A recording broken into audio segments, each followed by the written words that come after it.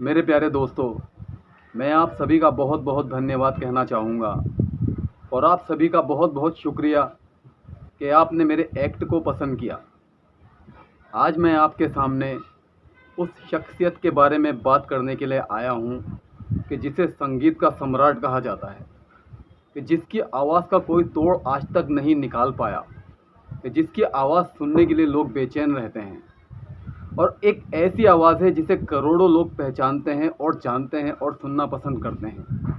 वो आवाज़ है आवाज़ के बादशाह, आवाज़ के शहंशाह मोहम्मद रफ़ी साहब की। मोहम्मद रफ़ी साहब वो शख्सियत हैं कि जिनकी ज़िंदगी में ही नहीं, उनके दुनिया से जाने के बाद भी लोग उनके नाम से फ़ायदा उठा रहे हैं। न जाने कितने गायक कलाकार ऐसे हैं जिन्होंने मोहम्मद रफ़ी साहब के गाने गाकर बुलंदियों को छुआ है।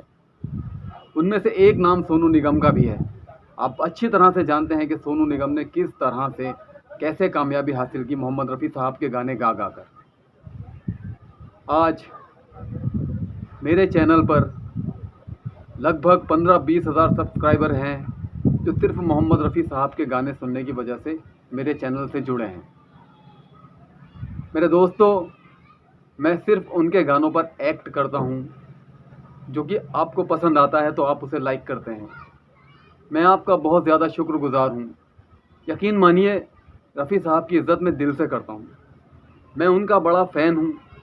बचपन से लेकर जवानी तक मैंने उनके नगमे सुने हैं। मेरे वालिद साहब मरहूम रईस अहमद, जो कि उनके बहुत बड़े फ़ैन थे मोहम्मद रफ़ी साहब के, वो बचपन से मोहम्मद रफ़ी साहब के गाने सुना करते थे। फिर मैंने उनके घर में जन्म लिया। मैंने भी रफ़ी साहब के गाने विरासत में सुने।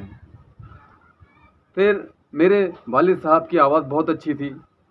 उस वक्त हालात ये थे कि इंटरनेट का ज़माना था नहीं, रिकॉर्डिंग्स वगैरह फ़ोन में कुछ भी नहीं थे। सिर्फ ग्रामोफोन हुआ करते थे और उसके बाद रिकॉर्डर आ गए थे और फिर वो टेप डेक सिस्टम। यहाँ तक मेरे वालिद साहब ने बहुत गाने गाए हैं और जो उनके गाने सुनते थे वो लोग उनकी हमेशा आज भी तारीफ़ करते हैं और वो वाकई में बहुत अच्छे गाने गाया करते थे।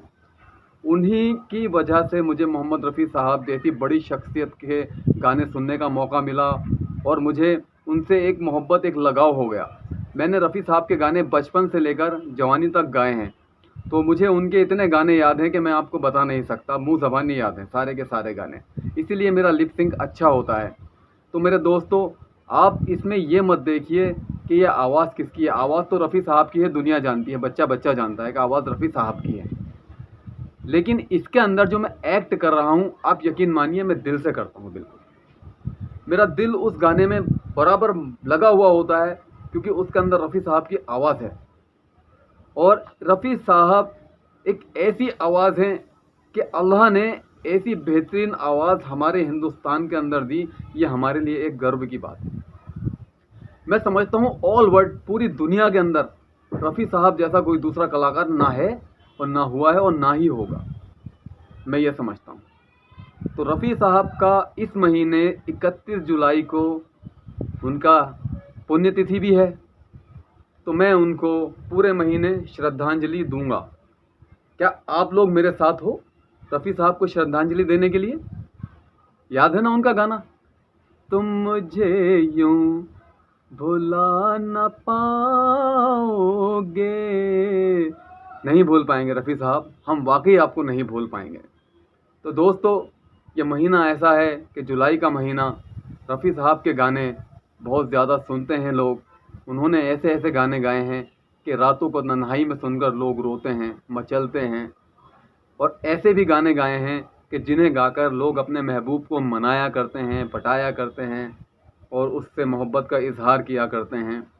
तो रफ़ी साहब के इस महीने को मैं रफ़ी साहब को मानता हूँ और मैं इस महीने रफ़ी साहब के ही गाने अपलोड करूँगा और आप लोग मेरा साथ देंगे तो इंशाअल्लाह मैं भी कुछ कर जाऊँगा। तो दोस्तों, आप मेरा साथ दीजिए, मैं आपके लिए बेहतरीन से बेहतरीन गाने लाता रहूँगा। अब मुझे इजाज़त दीजिए और रफ़ी साहब को मैं रफ़ी साहब के लिए दुआ करूँगा कि अल्लाह पाक उनकी कब्र को नूर से मुनव्वर कर दे और उनको जन्नतुल फिरदौस में आला मकाम अता फ़रमाए।